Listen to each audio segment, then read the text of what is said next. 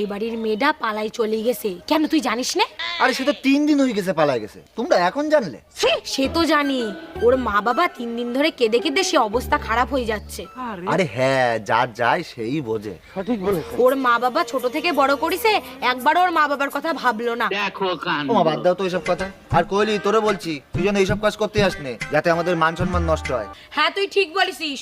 শোন কোহেলি, তোর যদি কোনো ছেলে পছন্দ হয় তাহলে তুই আমার এসে বলবি, আমি সেই ছেলের সাথে তোর বিয়ে দেবো। আরে হ্যাঁ, ওই ছেলের সাথেই বিয়ে দেবো, সে গরিব বড় লোক যাই হোক না কেন। अभी मजा आएगा ना भिड़ो।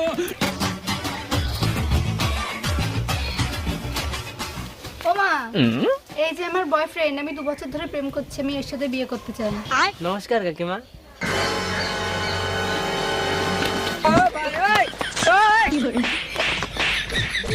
हेलो